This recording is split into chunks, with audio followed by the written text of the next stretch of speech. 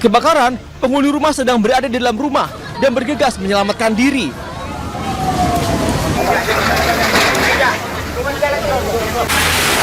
Ya Pak, apa lah? Ya.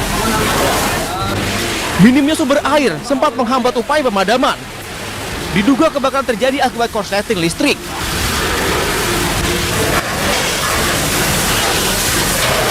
Kebakaran Pasar Mandonga. Woi, Pasar Mandonga kebakaran, Woi, pemadam, telepon cepat. Kebakaran juga terjadi di Pasar Mandonga, Kota Kendari, Sulawesi Tenggara. Kobaran api diduga berasal dari kebocoran selang tabung gas di salah satu lapak.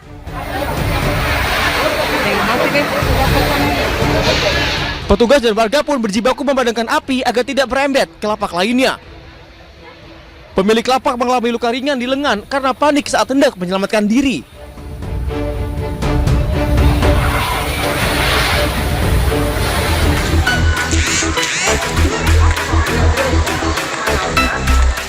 Sebuah mobil angkutan umum terbakar di Jalan Desa Sukatani, Kalianda, Lampung Selatan. Api dengan cepat menghanguskan mobil jenis minibus ini.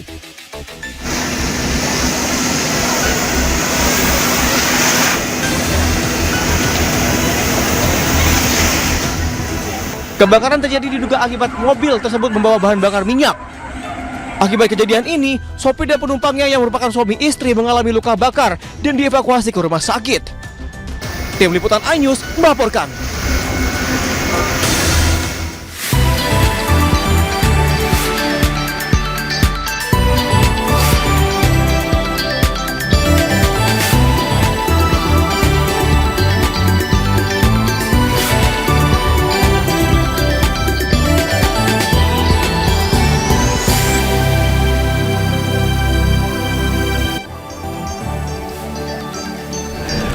Halo, selamat pagi pemirsa, selamat datang kembali di iNews Today. Apa kabar Anda hari ini? Semoga Anda selalu sehat, semoga Anda selalu bersemangat, dan tentu saja semoga Anda selalu berbahagia. Seperti kami berdua hari ini, Betul. Hari yang istimewa 2 Oktober 2024, kita selalu menyambut hari istimewa ini dengan busana yang luar biasa, busana batik, karena hari ini Hari Batik Nasional. Selamat Hari Batik Nasional. Betul. Warga negara Indonesia harus berbangga karena kita punya legacy, kita punya busana yang selalu kita banggakan sebagai identitas Indonesia di mata dunia. Meskipun ada beberapa kesempatan negara yang mengaku batik itu adalah milik negara mereka. Ini jangan sampai ya batik justru yang ciri khasnya Indonesia, masyarakatnya justru tidak menghargai batik, tidak melestarikan batik, tidak menggunakan batik, giliran diklaim sama negara lain baru kita emosi. Jangan. Iya, karena selain kita di Indonesia ini, UNESCO sudah menetapkan bahwa batik adalah milik warisan Indonesia. Betul. Tapi kalau bisa menggunakan batik jangan di saat Hari Batik Nasional saja, Gede. Harus kita lestarikan di hari-hari biasanya Senin, Selasa, Rabu, Kamis, Jumat, Sabtu, Minggu. Kalau bisa pakai batik gitu. Ya pemirsa, ini kita bahas batik nanti.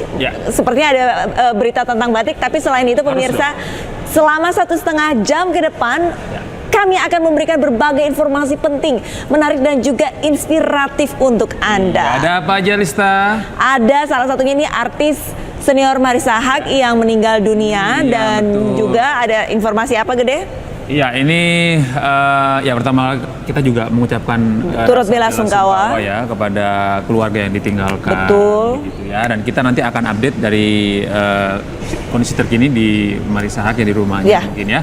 Dan selain itu pemirsa, kita akan update juga informasi seputar sidang lanjutan, sidang peninjauan kembali Sudirman, salah satu terpidana kasus Vina.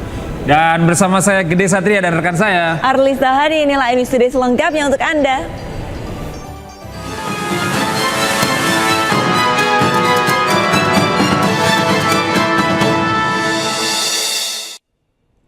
Kita ke informasi pertama pemirsa, penggerebekan otak perampokan nasabah bank berlangsung dramatis di Jember, Jawa Timur. Iya, ini polisi sampai melepaskan tembakan ke udara pemirsa karena tersangka berusaha kabur.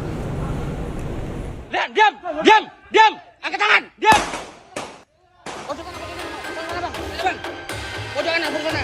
Polisi menggerebek persembunyian YU alias Komes, otak perampokan nasabah bank yang buron selama setahun di Jember. Saat ditangkap, tersangka kabur ke lantai atas rumahnya hingga polisi melepaskan tembakan peringatan. Diam! Diam! Udah, aman. Diam!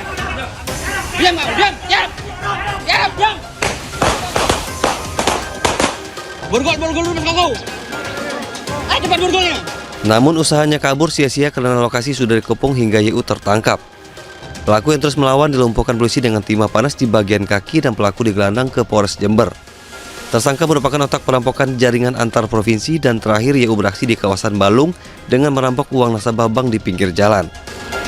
Para pelaku sebanyak 4 orang mengambil uang sebesar 400 juta yang ada di kendaraan. Dari 4 orang pelaku, 3 orang sudah menjalani hukuman di lapas. Dan yang saat ini kita tangkap adalah otak pelaku, yaitu saudara Yudi alias Komes. Selain YU, polisi juga mengamankan pelaku perampokan lain NI yang sudah beraksi di 22 TKP di sekitar Jember, Jawa Timur. Polisi saat ini terus mengembangkan kasus guna mengamankan pelaku lainnya. Dari Jember, Jawa Timur, Bambang Sugiarto, Ainis melaporkan. Pemirsa, rombongan sepeda motor pengantar jenazah menyerang warga di Jalan Poros Kelurahan Pai, Makassar, Sulawesi Selatan dengan batu. Mereka diduga tidak terima ditegur karena suara bising knalpot brong.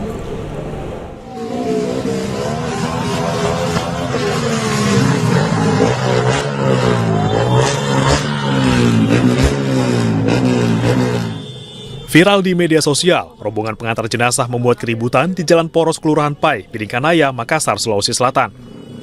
Rombongan pemotor ini menyerang warga dengan melempar batu ke arah permukiman warga. Bahkan ada dari mereka yang membawa busur.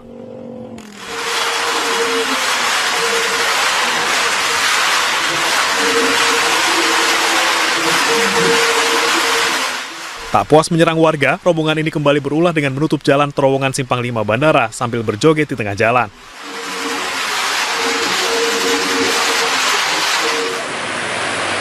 Kejadian bermula saat rombongan puluhan motor mengawal ambulans yang melaju dari arah Makassar ke Maros. Diduga tak terima ditegur karena suara bising knalpot brong, rombongan ini pun menyerang warga. Kalau kami lihat di video, proses penyerangannya itu spontan. Karena pas pengantar jenazah berhenti, tiba-tiba rombongan turun untuk menyerang salah satu warga di samping Indomaret. Berarti dia sengaja memang bang? Atau? Untuk sementara kami masih melakukan penyelidikan di lapangan, apa motif dan upaya dari terduga pelaku ini. Polisi menyita 1 sepeda motor yang ditinggal anggota rombongan saat dikejar warga. Polisi pun menyelidiki siapa saja anggota rombongan yang terlibat dalam penyerangan. Dari Makassar, Sulawesi Selatan, Wahyu Ruslan, iNews melaporkan.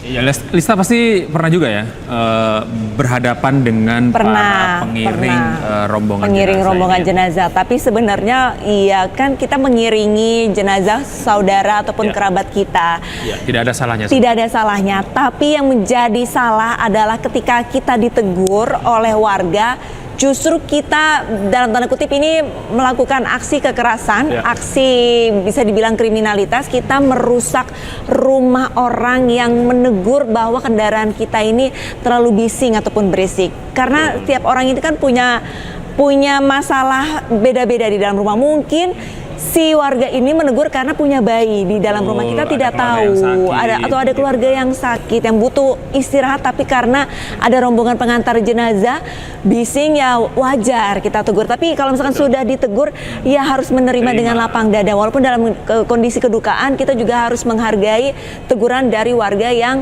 memang mungkin merasa terganggu dengan iring-iringan kita. Ya, Lista, dan semoga saja ini menjadi pelajaran buat kita semua bahwa meskipun kita dalam kondisi yang berduka, tapi tetap harus sopan, santun, menghormati kepentingan orang lain di jalan karena banyak sekali kepentingannya.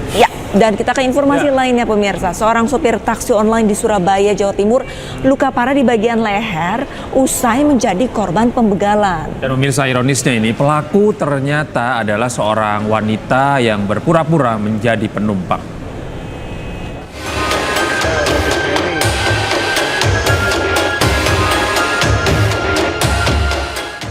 Pujono, 47 tahun, sopir taksi online luka parah di bagian leher usai dianiaya dengan pisau dapur oleh seorang penumpang wanita di Jalan Gunung Anyar, Tambak, Surabaya, Selasa siang. Usai dianiaya, pelaku menurunkan korban dan membawa kabur mobil korban. Namun karena korban berteriak minta tolong, warga menghadang pelaku. Bahkan salah seorang warga terpaksa menabrakkan mobilnya untuk menghentikan pelaku. Pelaku yang diketahui identitasnya berinisial ML, 23 tahun, ditangkap dan diamankan warga dan kemudian diserahkan ke polisi. Area dari pelaku kan dari sana, itu balik, kita di belakangnya langsung suruh Pak Satpam itu untuk menghadang. Keluar ke jalan raya, dia malah masuk ke daerah perumahan Royal Park, kemudian di Jalan Raya Modern Gunung Anyar Mas. Dari situ dia panik karena diteriak-teriaki sama korban, menabraklah dia ke mobil warga sekitar sampai roda depannya mobil itu tidak bisa digerakkan. Akhirnya otomatis terhenti, kemudian dia keluar diamankan oleh security. Korban pembegalan saat ini menjalani perawatan intensif di RSUD Dr. Sutomo, Surabaya. Sementara barang bukti serta pelaku masih diamankan dan menjalani pemeriksaan di Mapolsek Gunung Anyar, Surabaya. Dari Surabaya, Jawa Timur, Yuda Prawira, iNews melaporkan. Ya, ini alhamdulillah korbannya ini masih selamat. Tapi yang saya baca, ini salah satu alasan si wanita ini membegal supir online. Tahu nggak gara-gara apa? Kenapa itu? Gak punya uang, mau jalan-jalan ke Australia, dia nekat jadi pembegal. Ini jangan ditiru pemirsa. Jadi dia rencananya mau bawa mobilnya itu bukan. Memang mau mengambil mobil dari si supirnya, mungkin mau dijual dan uang hasil penjualannya mau dia pakai untuk foya-foya ataupun untuk dia jalan-jalan ke Australia. Iya, katanya. memang kita harus ekstra waspada ya, kita tidak bisa melihat laki-laki atau perempuan. Ini perempuan muda lagi. Iya, bisa jadi memang berpotensi untuk menjadi pelaku kriminalitas. Ya. Tetap pada bapak-bapak, abang-abang, pilot, supir online harus ekstra hati-hati betul, karena kita tidak pernah tahu siapa yang kita angkut. Betul, apakah niatnya baik, murni hanya penumpang, atau justru memiliki maksud tertentu, yaitu mengambil kendaraan kita. Ini harus tetap waspada ya. Iya. Dan kini kita beralih ke informasi berikutnya pemirsa. Diduga gagal menyalip, seorang pengendara motor yang berboncengan tewas usai tertabrak truk kontainer di Kabupaten Goa, Sulawesi Selatan. Sementara itu pengemudi motor selamat dan mengalami luka ringan. Gimana sih yang dibonceng? Detik-detik pengendara motor yang berboncengan tertabrak truk kontainer terekam kamera pengawas di Kelurahan Bawang, Kecamatan Somba Opu, Kabupaten Goa. Akibatnya satu korban tewas di lokasi kejadian setelah terlindas roda belakang truk dan satu korban lainnya selamat.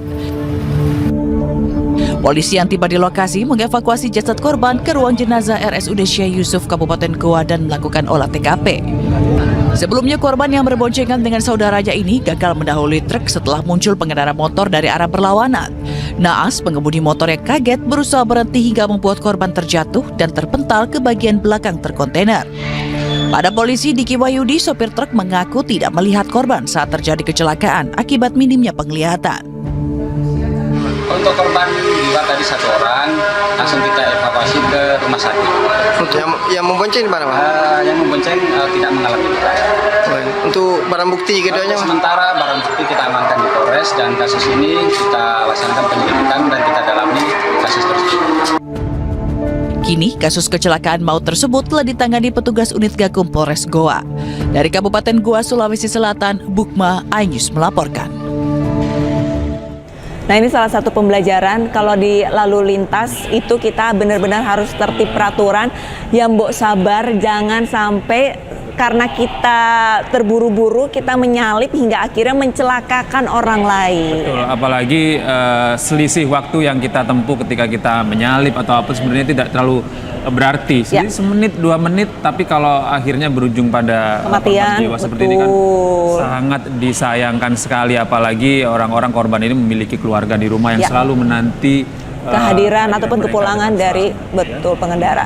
Kita ke informasi lain, pemirsa, masih mengenai kecelakaan lalu lintas di mana 2 anggota polisi korban kecelakaan lalu lintas di Jalan Tol Batang, Jawa Tengah dimakamkan di Boyolali. Ini sempat viral ya kemarin seharian ini, pemirsa, suasana haru dan isak tangis mengiringi proses pemakaman anggota polisi yang menjadi ajudan serta supir Kapolres Boyolali.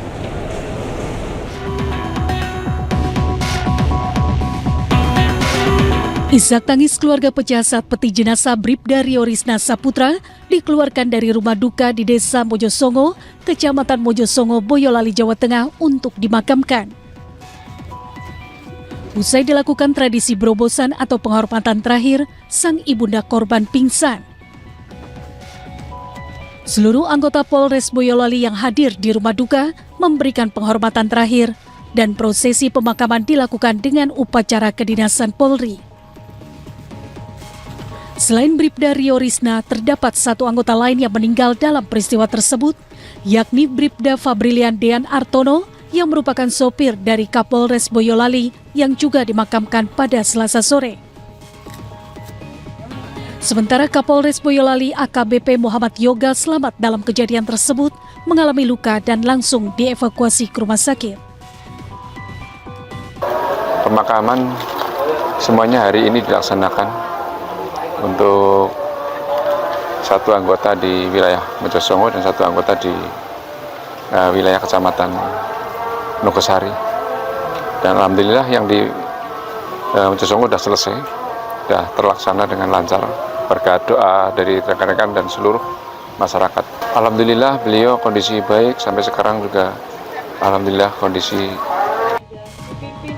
Kejadian tersebut bermula ketika mobil yang dikemudikan Bribda Fabrilian Dean Artono menabrak bagian belakang truk pengangkut tiang listrik di Jalan Tol Pemalang, Jawa Tengah yang mengakibatkan 2 anggota polisi tewas di lokasi kejadian. Dari Boyolali, Jawa Tengah, Tata Rahmanta, iNews melaporkan. Pemirsa, sebelumnya mobil yang ditumpangi Kapolres Boyolali terlibat kecelakaan di Jalan Tol Batang, Desa Kandeman, Kabupaten Batang, Jawa Tengah pada Selasa dini hari. 2 orang anggota polisi meninggal dunia di lokasi kejadian.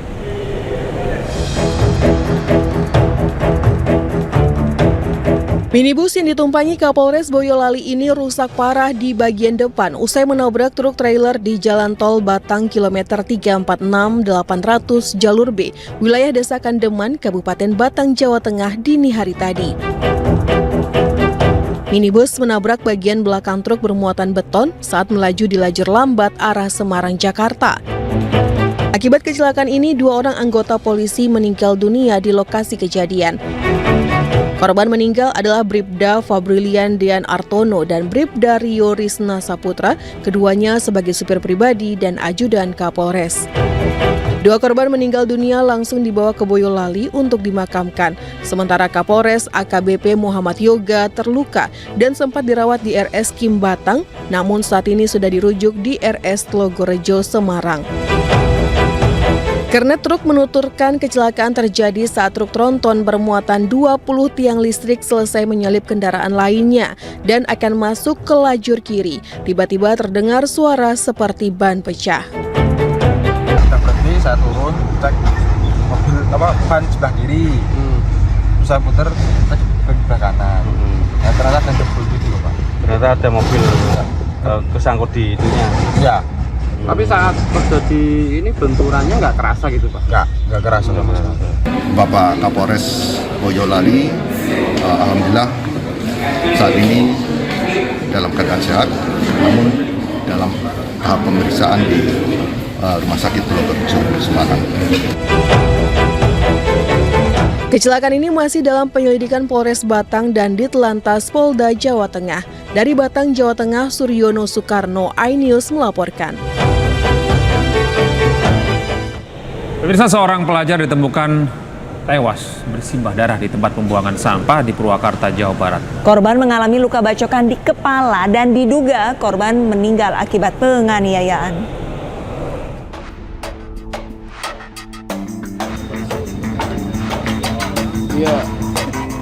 Warga Jalan Ibrahim Singadilaga, Kelurahan Nanggri Kaler, Purwakarta, digegerkan dengan penemuan seorang pelajar tewas bersimbah darah di tumpukan sampah. Korban DL, 15 tahun, tewas akibat luka bacokan di bagian kepala, diduga akibat sabetan senjata tajam. Pak Haji, jam berapa tadi Pak Haji? Jam berapa? Korban pertama kali ditemukan sekitar jam 4 dini hari oleh warga yang hendak ke masjid. Selain itu, tak jauh dari korban ditemukan senjata tajam jenis celurit. Menurut kakak korban, sebelum tewas, DL dijemput dua temannya dini hari menggunakan sepeda motor, namun tidak diketahui tujuannya. Ya tergeletak, udah tergeletak. Ada luka? Lukanya di kepala, lukanya. Akibat apa itu? Ya bacokan kayaknya. Bacokan? Oh, berdarah? Berdarah. Ya pas ketahuan berdarahnya pas diangkat sama polisi juga sih, bareng-bareng sama polisi. Kita kan sebelum ada polisi nggak berani megang-megang. Sama temennya. Pergi bareng berapa orang? Berarti kalau sama korban bertiga. Bertiga. Pakai sepeda motor. Ya. Nggak ngomong mau kemana gitu pergi? Enggak, soalnya sebelumnya pinjam HP buat foto. Katanya ada, lagi pegang sajam semuanya. Guna mengetahui penyebab tewasnya DL, petugas kepolisian membawa jasad korban ke Rumah Sakit Umum Daerah Bayu Asih, Purwakarta untuk diotopsi. Hingga kini, polisi masih memburu para pelaku penganiayaan terhadap korban. Dari Purwakarta, Jawa Barat, Irwan, iNews melaporkan. Pemirsa, polisi mengantongi identitas pelaku pembunuhan wanita yang jasadnya ditemukan dalam lemari di Jambi. Iya, pelaku ini diduga mantan kekasih korban.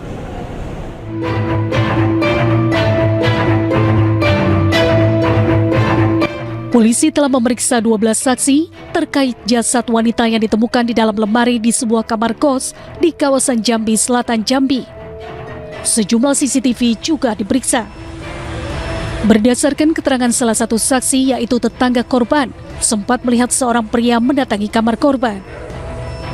Sementara itu, polisi telah mengantongi identitas pelaku yang diduga mantan kekasih korban.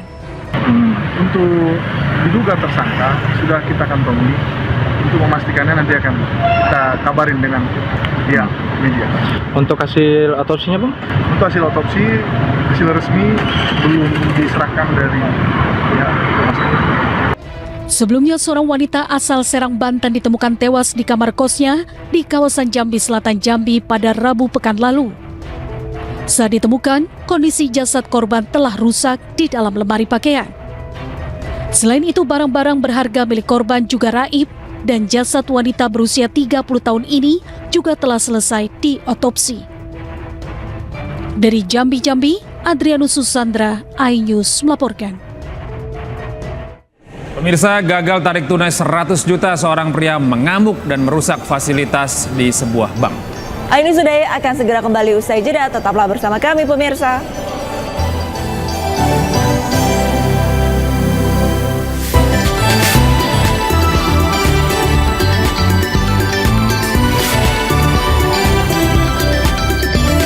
Terima kasih pemirsa, Anda masih bersama kami di iNews Center Jakarta bersama Arlisa Hadi dan Gede Satria. Pemirsa, kita ke informasi selanjutnya.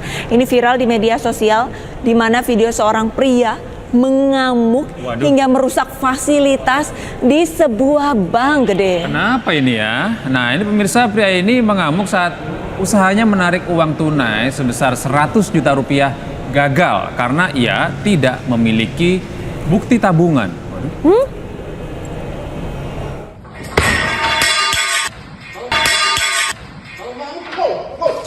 Peristiwa ini terjadi di salah satu bank di Muara Jawa, Kutai Kartanegara, Kalimantan Timur. Pria berusia 23 tahun mengamuk dan mengancam pegawai bank dengan senjata tajam. Ia marah karena usahanya menarik uang tunai 100 juta rupiah tanpa bukti tabungan gagal. Setelah proses panjang, akhirnya ia berhasil diringkus oleh polisi dan warga sekitar. Pelaku ternyata sudah beberapa kali mengamuk di bank. Ketika petugas datang, pelaku tidak ada di tempat. Selanjutnya piket melaksanakan olah TKP. Nah, di saat berselang pelaksanaan olah TKP, pelaku ternyata datang lagi dengan membawa sebilah parang senjata tajam, yang di situ juga melakukan pengancaman, di mana anggota kami yang sedang berada di dalam gedung bank. Saat kejadian, pelaku mabuk dan berhalusinasi. Akibat peristiwa ini, beberapa mesin ATM dan pintu bank rusak. Pelaku bernama Awal Ramadhani dijerat pasal 335 ayat 1 KUHP dan terancam hukuman hingga 10 tahun penjara. Dari Kutai Kertanegara, Kalimantan Timur, Zulfikar As, iNews melaporkan. Ya pemirsa, pembeli yang tadi nasabah nggak habis pikir, dia nggak punya buku tabungan, tidak ada bukti bahwa dia pernah menyetorkan uang, nasabah dari bank tersebut, tapi mau ngambil uang 100 juta, kok bisa? Emang boleh? Makanya kita mesti tahu terlebih dahulu, emang apa jangan-jangan halusinasi atau memang pernah menyetorkan tapi buku tabungannya hilang. Nah, gitu kan? Bisa jadi, atau mungkin memang gangguan kejiwaan. Nah, ini harus ditelusuri. Tapi dengan tindakan dia merusak sarana ataupun prasarana dari bank tersebut, itu udah merupakan aksi kriminalitas. Itu harus ditindak sih. Harus ditindak. Pemirsa, kita beralih ke informasi lain. Pembeli bahan bakar minyak yang membawa badik ditangkap polisi. Nah, sempat viral ini ya. Sempat viral. Atas ulah pelaku ini tidak hanya karyawan, warga resah dan khawatir akan terulang kembali. Bawa parang, bawa badik.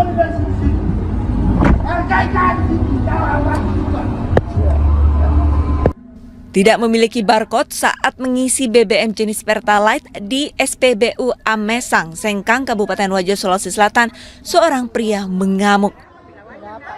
Pelaku mengeluarkan senjata tajam jenis badik dari kendaraannya, kemudian mengancam para karyawan dan pembeli lainnya. Aksi pelaku yang direkam warga pun viral di media sosial.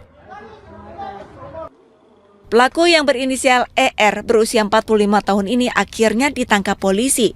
Kini pelaku dan barang bukti telah diamankan di Polsek Tempe. Karena yang bersangkutan ini memiliki sebilah badik, ini menyangkut mengenai masalah undang-undang darurat, sehingga yang bersangkutan dikenakan pasal 2 tanpa hak, tanpa izin membawa sebilah senjata tajam. Dan sekarang kami yang bersangkutan dalam proses penyelidikan dan penyidikan. Saat diinterogasi, pelaku mengaku kesal tidak diperbolehkan mengisi BBM karena tidak memiliki barcode. Kini pelaku dijerat dengan Undang-Undang Darurat Nomor 2 Pasal 1 dengan ancaman hukuman 4 hingga 10 tahun penjara. Dari Kabupaten Wajo, Sulawesi Selatan, Amnar Sengkang, iNews melaporkan. Ini kita beralih ke informasi berikutnya, pemirsa. Siswa sekolah dasar di Cianjur, Jawa Barat terlibat perkelahian duel 3 lawan 3. Kejadian ini berlangsung pada jam istirahat di musola sekolah.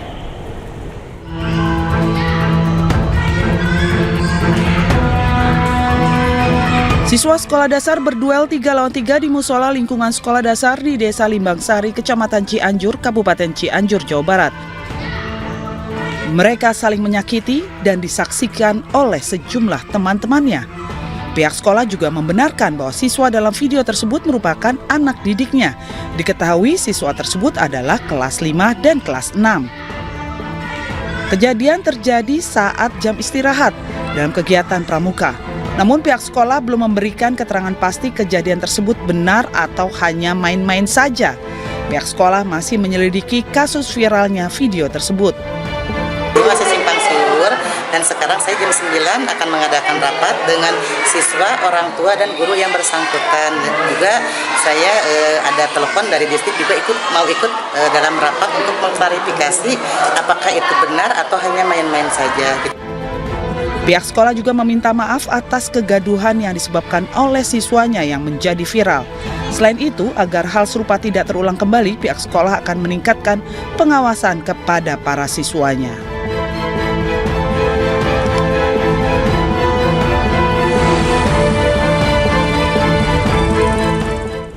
Nah, ini jadi pembelajaran nih bagi para orang tua, harus diajarkan sejak dini ke anak-anak ini, anak-anak SD nih. Mungkin maksud hati bercanda, main duel-duelan sama temennya, tapi dari bercandaan itu kan bisa jadi terkena bagian-bagian vital yang justru membahayakan temannya. Nah, kalau misalkan temannya kenapa-napa gimana? Nanti anak kita yang kena masalah ujung-ujungnya. Betul, termasuk juga peran sekolah ini juga harus memberikan pengawasan melekat ya, terutama di tempat-tempat yang memang agak tersembunyi, karena biasanya anak-anak ini melakukan aktivitas berantem gitu di tempat yang memang tidak dilihat sama guru. Seperti di musola atau di halaman belakang. Ya, kalau bisa sih dipasang CCTV dimanapun. Setuju. Selain itu juga harus memberikan pembinaan kepada anak-anak bahwa berantem atau kekerasan itu tidak pernah menyelesaikan masalah. Justru menambah masalah. Betul, yang terpenting itu adalah bagaimana merekatkan anak-anak ini dalam sebuah sistem kekeluargaan, kekerabatan, pertemanan yang baik, karena sebenarnya nanti kalau ketika mereka ini sudah dewasa, sebenarnya mereka akan menyesali bahwa kekerasan itu sebenarnya tidak ada artinya. Betul. Justru malah mengurangi teman. Mengurangi teman, malah dimusuhin, didoain yang jelek-jelek ya. Jangan. Baik, kita ke informasi selanjutnya pemirsa. Pengadilan Negeri Palembang kelas 1A menggelar sidang peradilan 4 orang anak pelaku pembunuhan dan ruda paksa terhadap korban berinisial AY yang ditemukan tewas di sebuah kuburan Cina di Palembang, Sumatera Selatan. Persidangan tersebut digelar secara tertutup dan kuasa hukum terdakwa tidak terima atas dakwaan jaksa penuntut umum.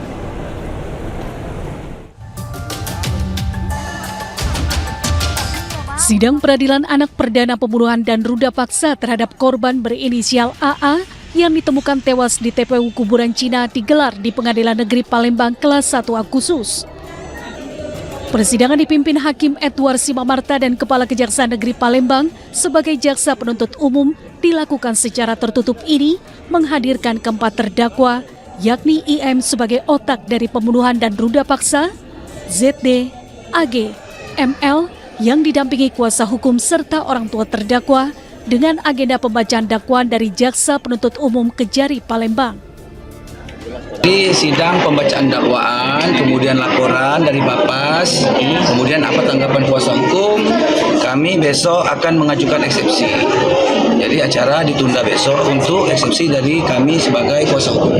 Kami mendukung sistem peradilan anak ini dan kami meminta agar tuntutan yang seadil-adilnya, hukuman juga yang seadil-adilnya bagi pelaku yang anak yang berhadapan dengan hukum ini. Sebelumnya korban berinisial AA siswi pelajar SMP berusia 13 tahun ditemukan tewas tergeletak di TPU kuburan Cina Talang Kerikil, Kecamatan Sukarame, Palembang pada 1 September lalu. Dan keempat pelaku berhasil ditangkap petugas kepolisian 2 hari kemudian di kediamannya masing-masing. Dari Palembang, Sumatera Selatan, Guntur, iNews melaporkan. Pemirsa, hujan interupsi mewarnai pemilihan pimpinan DPD RI. Ya, iNews Studio akan segera kembali dengan informasi lengkapnya sesaat lagi.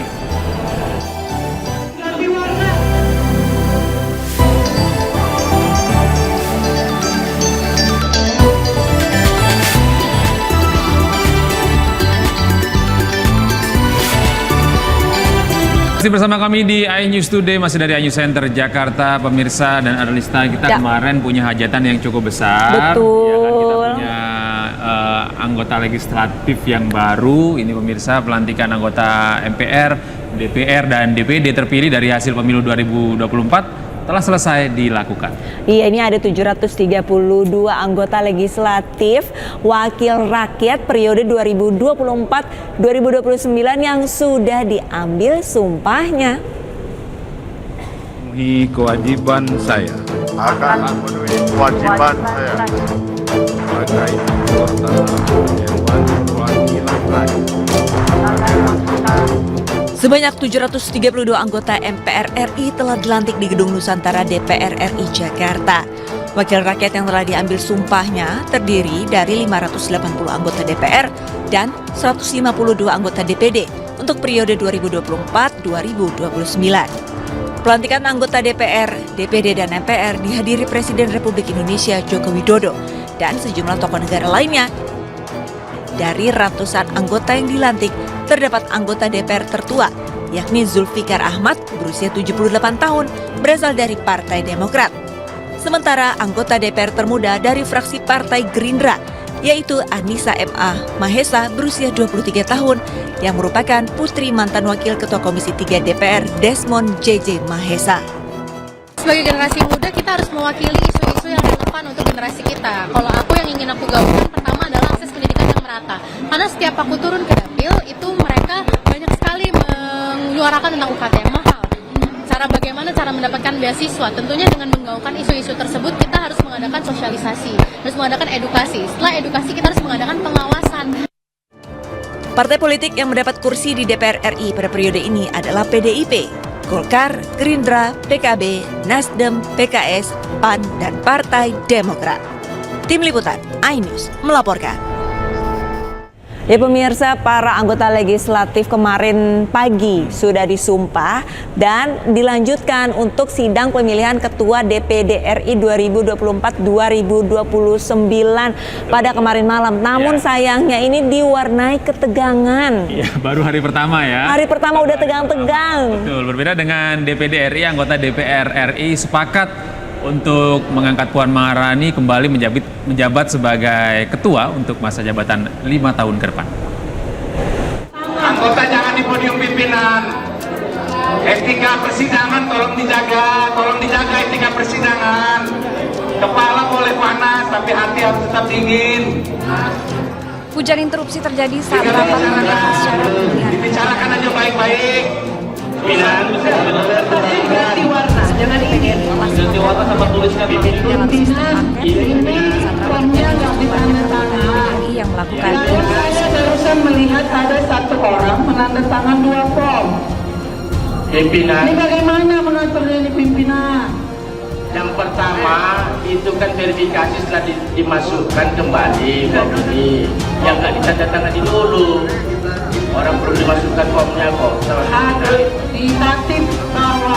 Keributan yang terjadi dalam ruang sidang paripurna di Kompleks Parlemen Senayan Jakarta ini berakhir dengan terpilihnya Sultan Najmuddin sebagai Ketua DPD RI periode 2009. Dalam pemungutan suara, Sultan mendapatkan 95 suara, sedangkan lawannya Lanyala Mataliti memperoleh 56 suara. Jadi seperti yang tadi kami sampaikan bahwa paket ini adalah paket yang kami rajut untuk menggambarkan pertama ke Indonesia. DPD ini kan adalah miniatur Indonesia dari Aceh sampai ke Papua. Itu yang kami buat. Ya, ada saya sebagai mungkin perwakilan dari anak muda, kemudian beliau ada perempuan, tokoh perempuan dari Jawa, tokoh non-muslim dari timur, kemudian ada tokoh muslim juga. Rapat paripurna DPD juga menetapkan GKR Hemas sebagai Wakil Ketua 1, Yoris Raweyai, Wakil Ketua 2, dan Tamsil Lindrung, Wakil Ketua 3. Tim Liputan iNews melaporkan. Iya, sementara itu pemirsa, Puan Maharani kembali menjabat sebagai Ketua DPR RI untuk 5 tahun ke depan. Dan penetapan pimpinan DPR RI digelar dalam rapat paripurna usai pelantikan anggota DPR baru sore kemarin pemirsa. 4 wakil ketua DPR ini dijabat oleh Sufmi Dasko dari fraksi Gerindra, lalu ada Adis Kadir dari fraksi Golkar, Saan Mustafa dari fraksi Nasdem, dan Cucun Ahmad Samsurijal dari fraksi PKB. Rapat paripurna penetapan pimpinan DPR periode 2024-2029 ini berjalan mulus usai penetapan para pimpinan DPR yang baru mengucapkan sumpah jabatan. Membangun merupakan kerja bersama diri anggota DPR RI yang dapat menjaga kehormatan dan marwah lembaga DPR RI. Marilah kita bangun bersama DPR RI yang semakin dekat dengan rakyat, semakin dipercaya oleh rakyat, dan dapat mensejahterakan rakyat.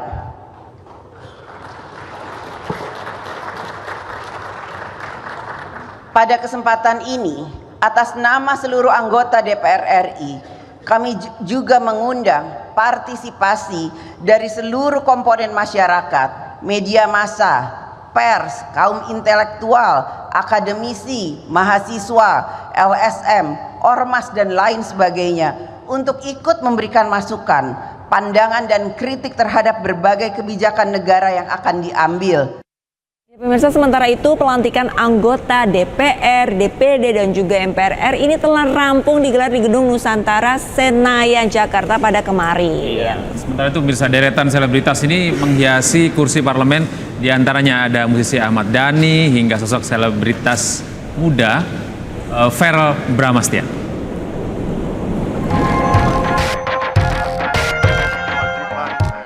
...580 anggota DPR RI resmi dilantik pada tanggal 1 Oktober 2024. 24 anggota dewan diantaranya merupakan selebritis, baik yang berkecimpung di dunia tarik suara, pemain sinetron, komedian, hingga musisi. Yang pertama ada pasangan artis Ahmad Dhani dan Mulan Jameela, yang dilantik sebagai anggota DPR RI dari fraksi Partai Gerindra. Ahmad Dhani berhasil lolos dari Dapil Jawa Timur 1, sedangkan Mulan Jameela berhasil lolos dari Dapil Jawa Barat 11. Selain itu, ada wajah baru selebritis yang juga dikenal sebagai vokalis band, yaitu Sigit Purnomo atau disapa akrab Pasha Ungu. Khususnya dari fraksi Partai Amanat Nasional, yang pertama secara normatif akan melaksanakan tugas dan fungsi kita. Tidak hanya Pasha Ungu, Once Mekel, penyanyi yang juga musisi, dilantik menjadi anggota DPR RI dari fraksi PDIP yang mewakili Dapil Jakarta II. Ada yang real di masyarakat. Harapan saya sampai 5 tahun mendatang saya benar-benar bisa menjalankan tugas yang cukup berat ini ya. Selain Pasha dan Once Mekel, nampak pula komedian Alfian Syah atau yang dikenal akrab dengan sapaan Komeng. Alfian Syah resmi dilantik sebagai anggota DPD RI periode 2024 hingga 2029. Selain itu, wajah baru lainnya adalah sosok selebritis muda Verrell Bramastya yang resmi menjadi anggota DPR RI mewakili fraksi Partai Amanat Nasional. Dari Jakarta, tim liputan iNews melaporkan. Iya, dalam momen kemarin itu pelantikan anggota DPD, DPR, MPR ini ada beberapa hal yang menarik perhatian. Ya. Tidak hanya yang ada di Senayan kemarin.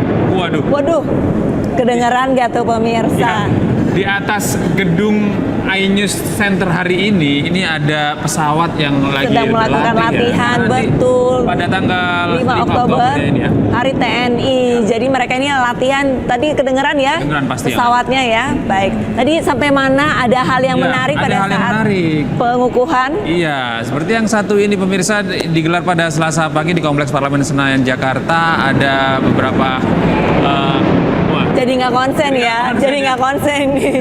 Ini ada hal yang menarik, ada anggota yang menggunakan kostum unik pemirsa. Ya, hingga sidang ini dipimpin oleh anggota dewan tertua dan termuda. Tertua, termuda.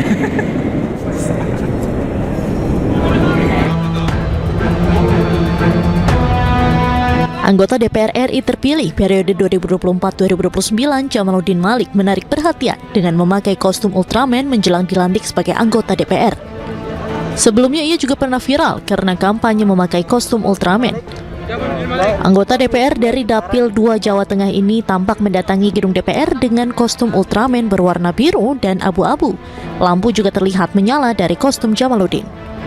Kostum yang Jamaluddin kenakan ini memang terbilang agak lain ketimbang anggota DPR terpilih yang lain, di mana rata-rata anggota DPR terpilih lainnya mengenakan setelan jas atau baju khas daerah. Namun kader Golkar dari Dapil 2 Jawa Tengah ini justru memilih mengenakan kostum Ultraman yang menjadi ciri khasnya semenjak kampanye.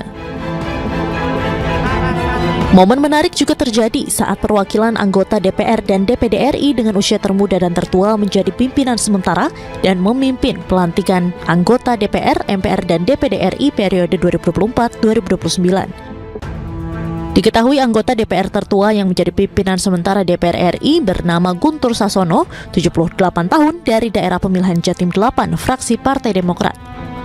Kemudian berlaku sebagai wakil yakni anggota DPR termuda yakni Anissa Mahesa yang berusia 23 tahun, daerah pemilihan Banten 2 dari fraksi Partai Gerindra.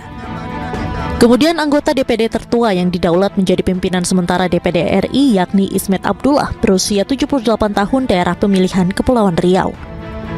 Kemudian anggota DPD termuda yakni Larasati Moriska, 22 tahun, daerah pemilihan Kalimantan Utara, bertindak sebagai wakil ketua sementara. Diketahui secara keseluruhan ada sebanyak 580 calon anggota DPR RI terpilih dan 152 calon anggota DPD RI terpilih berdasarkan surat keputusan KPU RI tentang hasil pemilu 2024 periode 2024-2029. Sementara itu untuk parpol yang lolos kembali menduduki Senayan, diantaranya PDIP, Golkar, Gerindra, PKB, Nasdem, PKS, Demokrat, dan PAN. Dari Jakarta, Tim Liputan iNews melaporkan. Ya pemirsa, kita beralih ke informasi lain di mana terpidana kasus kematian Vina dan Eki atas nama Sudirman menjalani sidang PK perdana di Pengadilan Negeri Kota Cirebon, Jawa Barat pada Rabu 25 September lalu. Ya, saat sidang berjalan, Sudirman merasa kesakitan karena bekas luka tembak oleh oknum polisi 2016 lalu dan Sudirman pun terpaksa keluar ruang sidang.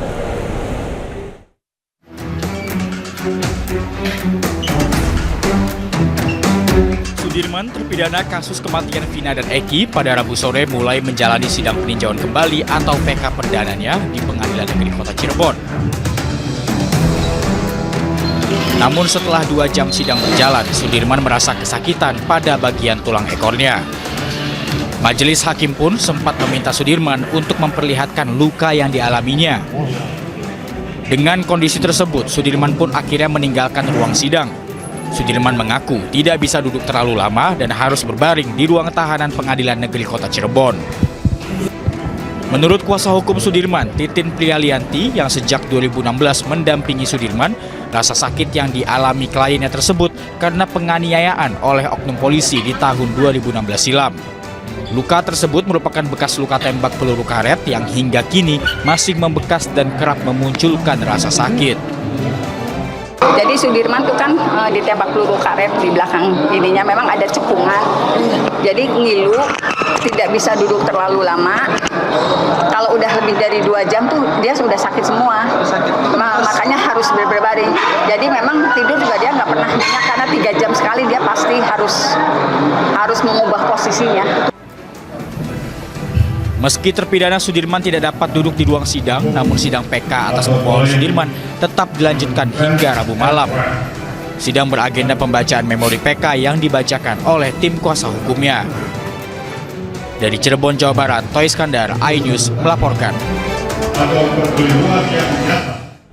Sidang PK Sudirman terpidana kasus Vina dan Eki kembali dilanjutkan hari ini dengan agenda pembacaan tanggapan jaksa terkait permohonan PK dan juga menghadirkan sejumlah ahli.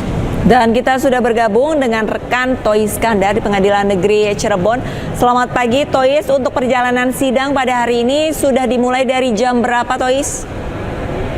Ya, pagi kami informasikan saat ini saya berada di Pengadilan Negeri Kota Cirebon, Jawa Barat, di mana pada sidang kedua PK atau peninjauan kembali dalam kasus pembunuhan Vina dan Eki pada tahun 2016 lalu, dalam agenda hari ke sidang PK kedua ini merupakan agenda sidang yakni dengan pembacaan dari pihak termohon sendiri, dan di mana pada pembacaan dari pihak termohon atau jaksa sendiri, pihak kuasa hukum juga telah hadir pada pukul jam 9 pagi tadi.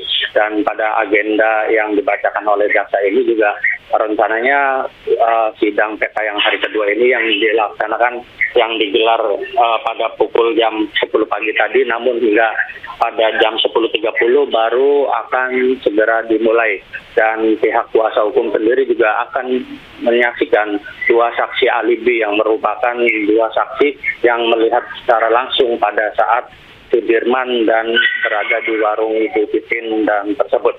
Dan seperti di layar kaca Anda dan juga Arisa dan juga Gede, pihak terpidana Sudirman ini sudah memasuki di ruang sidang, ruang cakra Pengadilan Kota Cirebon sendiri, dan di mana tadi juga sempat menarik pihak dari keluarga juga sempat memberikan korset terhadap terpidana Sudirman.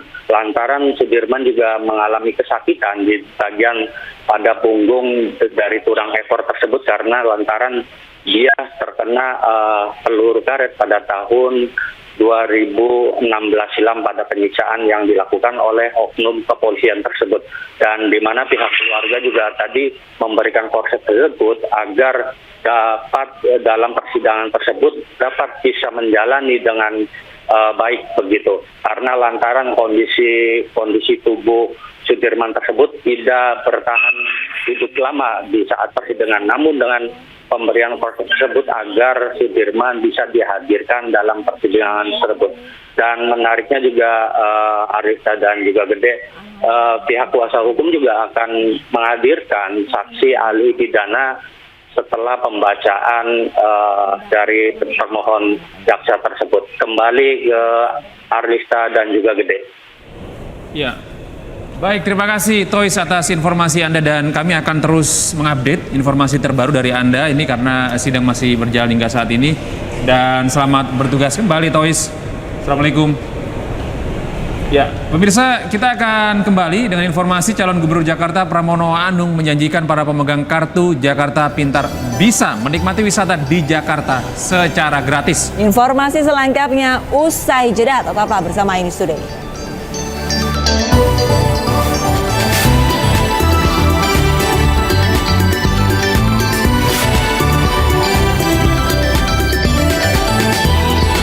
Terima kasih Anda masih bersama kami di iNews Today, masih dari iNews Center. Pemirsa, ini ada kabar duka kembali datang dari dunia hiburan. Pemirsa, ini selebritas yang juga istri dari penyanyi Ikang Fauzi, Marissa Haque, meninggal dunia pada pagi hari tadi.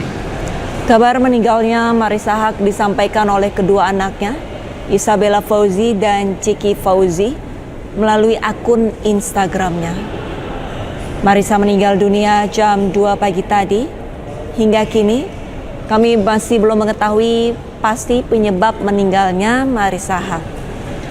Marissa Haque meninggal dunia di Rumah Sakit Premier Bintaro pada pukul 2 pagi dini hari, dan saat ini jenazah disemayamkan di rumah duka di Perumahan Pelangi Bintaro nomor 9. Selanjutnya, jenazah akan dimakamkan di Tanah Kusir pada siang hari nanti. Marissa tutup di usianya 62 tahun.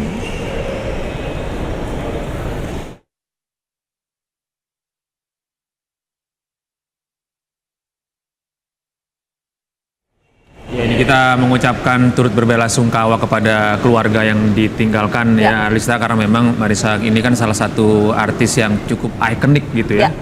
Baik di layar kaca, juga di layar perak begitu ya, di film gitu, karena ada beberapa filmnya ini yang berhasil membawanya nominasi Piala Citra. Nominasi Piala Citra. Betul. Ya.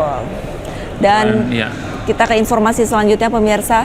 Calon Wakil Gubernur Jakarta nomor urut 2 Kun Wardana bertemu Asosiasi Penyelenggara Jasa Internet Indonesia untuk membahas internet gratis bagi warga Jakarta. Iya, sementara itu pemirsa, Cawagup Jakarta nomor urut 3 Rano Karno atau Bang Dul mengaku siap untuk menghadapi debat perdana Pilgub Jakarta.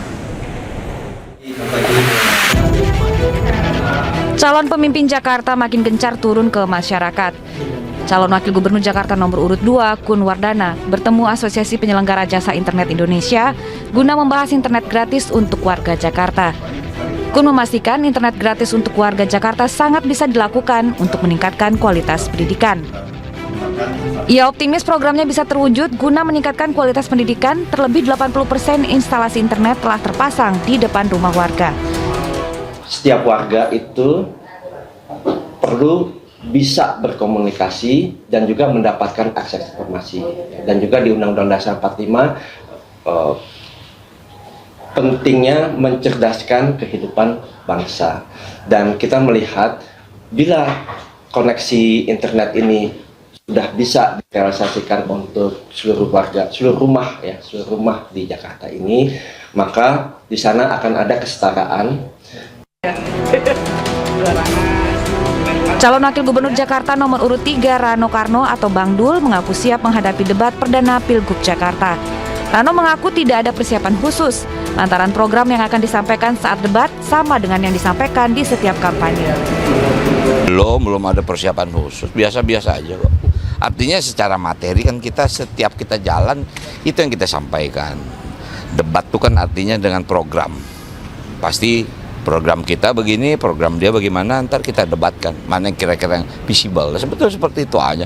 Buat saya kan debat nih dari mulai 2007 udah berdebat saya.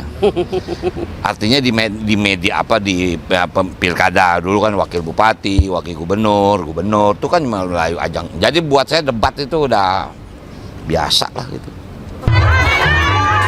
Debat perdana paslon akan digelar Minggu 6 Oktober mendatang. Debat antara Cagup-Cawagup Jakarta akan digelar di G-Expo Kemayoran pada pukul 7 malam. Tim Liputan iNews melaporkan. Sementara itu pemirsa, calon gubernur Jakarta Pramono Anung menjanjikan para pemegang kartu Jakarta Pintar dapat menikmati wisata di Jakarta secara gratis. Kebijakan ini merupakan bagian dari visinya untuk meningkatkan kualitas hidup dan kesempatan belajar bagi anak-anak serta pelajar di Jakarta. Pramono Anung tanpa didampingi Rano Karno mendatangi dan menyapa warga Pesanggerahan Jakarta Selatan. Sejumlah masyarakat pemegang KJP atau Kartu Jakarta Pintar mengaku belum pernah menikmati wisata di Jakarta seperti Ancol, Taman Mini, ataupun Ragunan. Keluhan ini melahirkan kebijakan bagi para pemegang KJP dapat masuk ke tempat-tempat wisata di Jakarta secara gratis. Kali ini Pramono menyoroti isu ketimpangan sosial yang dihadapi masyarakat, terutama antara kelas menengah ke atas dan masyarakat menengah ke bawah. Tetapi yang jelas untuk yang pegang KJP, karena tadi saya tanyakan hampir semua yang pegang KJP untuk masyarakat di sini belum pernah lihat Ancol, belum pernah lihat Taman Mini, bahkan Ragunan yang dekat aja juga belum pernah. Maka kita akan fasilitasi untuk bisa mereka menikmati itu. Percuma punya fasilitas yang seperti itu, mereka belum pernah datang. Dalam program Rakyat Bersuara, pendukung Anies Baswedan, Geiz Khalifah, mempertanyakan pandangan Cawagup nomor urut 1 terkait demokrasi dalam Pilkada Jakarta. Di mana Geiz menilai paslon nomor urut 1 ini mematikan demokrasi Jakarta karena didukung oleh 12 partai politik.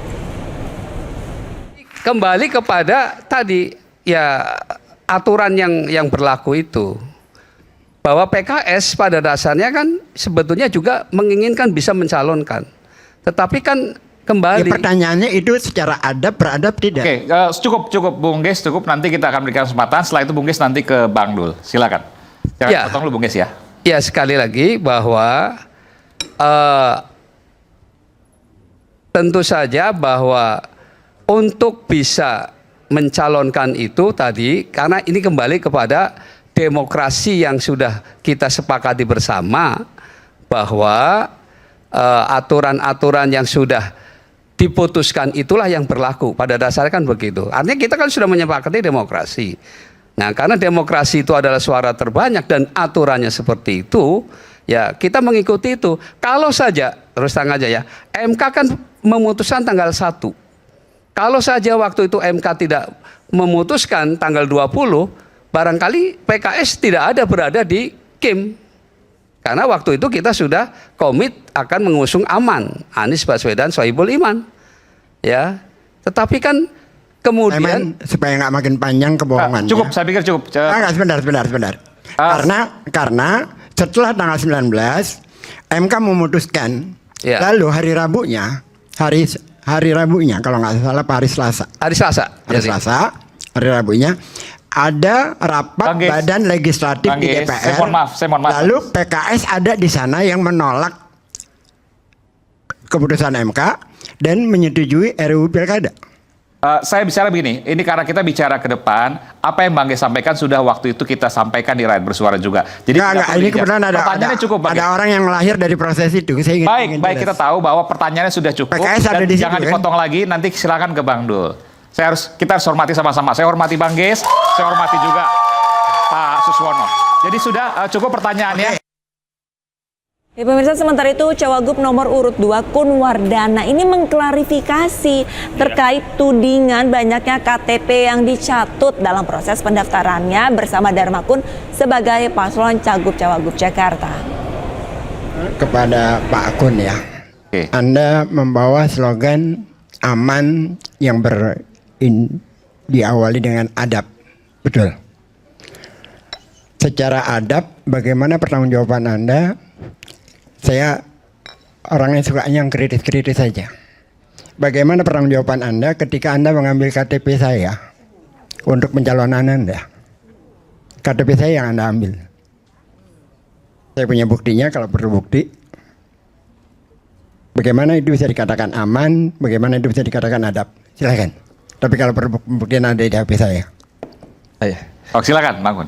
Baik, jadi saya nggak tahu mengenai KTP Bapak bisa masuk di kami, tapi yang jelas tidak ada unsur kesengajaan dari kami. Kemudian yang perlu dilihat bahwa memang saat itu jumlah yang dimasukkan kuantitasnya jumlahnya sangat besar. Total berapa? 677.000. Oke, baik. Dan waktunya yang diberikan itu sempit sekali, hanya 3 hari ya. Jadi jumlah orang-orang yang memasukkan jumlahnya sangat besar, para LO, kemudian juga para relawan dari berbagai sumber data juga bekerja pagi, siang, malam ya. Jadi memang benar-benar kami tidak ada unsur kesengajaan terhadap hal itu. Pemirsa, Cawagup Jakarta nomor urut 3 Rano Karno menyoroti sejumlah program yang telah dibangun oleh mantan Gubernur Anies Baswedan terkait perkembangan kesenian di Jakarta. Ya, salah satunya revitalisasi Taman Ismail Marzuki yang dinilai belum optimal menjadi wadah bagi para seniman. Anies membangun trotoar, memperluas trotoar pasti dengan tujuan. Saya melewati Jalan Tamrin dengan trotoar yang luas, saya bernapas panjang. Tapi kemarin sewaktu saya ke tim, trotoarnya besar, jalannya sempit. Saya tahu bahwa tempat itu akan menjadi panggung performance anak-anak. Cuman kemarin pada waktu saya ke tim, rekan-rekan seniman di sana bertanya tentang bagaimana tim ini harus berjalan. Saya tahu Bang Is, saya pernah ketemu Bang Anies waktu di Komisi 10. Pada saat Bang Anies revitalisasi tim, saya bilang sebagai seniman saya setuju revitalisasi tim. Cuman memang pada waktu itu Pemda DKI memberikan hak pengelolaan selama 28 tahun kepada Jakpro. Ini nggak ketemu Bang, nggak ketemu. Jakpro tentu investasi 1,7 triliun yang harus dikembalikan. Sementara ke seni tidak bisa menghitung kalkulasi. Itu yang nggak ketemu. Nah makanya kemarin saya ke tim. Ini bicara tentang kebudayaan. Saya berharap tim itu menjadi ruh kesenian Jakarta. Apapun masyarakatnya. Menteri Pertahanan Prabowo Subianto sekaligus Presiden terpilih 2024-2029 hadir mendampingi Presiden Republik Indonesia Joko Widodo dalam acara pelantikan anggota DPR RI terpilih di Gedung Nusantara Kompleks Parlemen Senayan, Jakarta. Prabowo terlihat datang bersama dengan Jokowi dan berada di dalam satu mobil kepresidenan berplat nomor RI 1.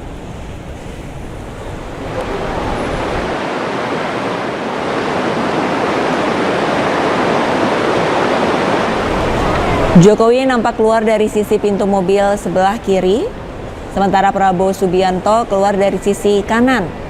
Keduanya diketahui berangkat bersama-sama setelah menghadiri upacara peringatan Hari Kesaktian Pancasila yang jatuh pada tanggal 1 Oktober 2024 di Monumen Kesaktian Pancasila Lubang Buaya, Jakarta Timur. Keduanya juga kompak mengenakan jas. Selain itu, Jokowi dan Prabowo juga sama-sama mengenakan peci hitam dan pin bendera merah putih yang dipasang tepat di sebelah dada bagian kiri.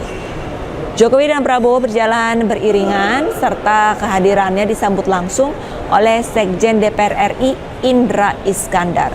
Keduanya saling bersalaman dan melemparkan senyum serta salam. Selanjutnya Jokowi dan Prabowo berjalan bersama menuju selasar Gedung Nusantara untuk berfoto bersama dengan Ketua Komisi Pemilihan Umum Afifuddin dan juga sejumlah calon anggota DPR, DPD, dan MPR. Kemudian mereka secara bersama-sama masuk ke dalam gedung kura-kura.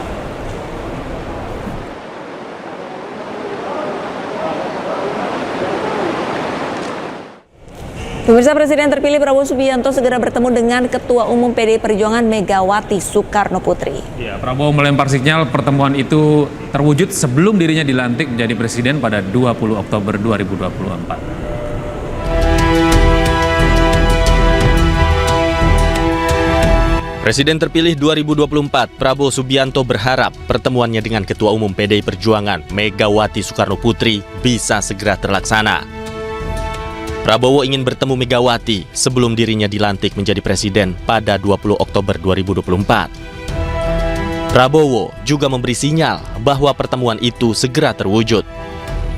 Hal itu disampaikan Prabowo Subianto usai menghadiri pelantikan anggota DPR, MPR, dan DPD di Kompleks Parlemen Senayan.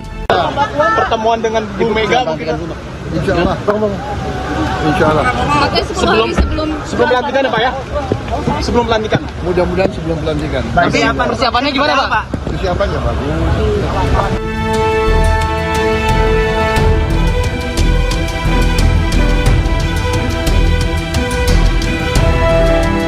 Sebelumnya Prabowo terlihat berbincang akrab dengan Puan Maharani usai upacara Hari Kesaktian Pancasila di Lubang Buaya Selasa pagi. Puan mengatakan bahwa hubungan Prabowo dengannya dan PDI Perjuangan selalu hangat dan akan segera bertemu Megawati Soekarno Putri dalam waktu dekat. Tadi hangat begitu dengan Pak Prabowo? Selalu hangat. Jadi kapan direncanakan ya, apa sih rencananya? Selalu ketemu, tadi ketemu. Pertemuan antara Bu Mega dan Pak Prabowo sudah ada Secepatnya, ya. Setelah pelantikan atau sebelum pelantikan? Secepatnya, ya. Secepatnya. Sebelumnya, elit Partai Gerindra dan PDI Perjuangan mengatakan Prabowo dan Megawati akan bertemu di tempat yang asyik.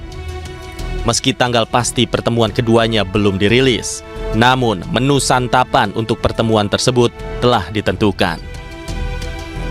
Dari Jakarta, Tim Liputan iNews melaporkan.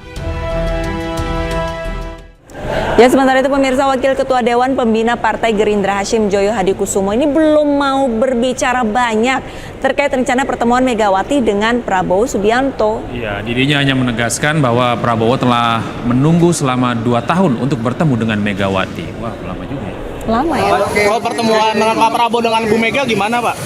Pak Prabowo sudah menunggu 2 tahun. Ya, terus gimana Pak? Akan segera sebelum pelantikan atau seperti apa Pak?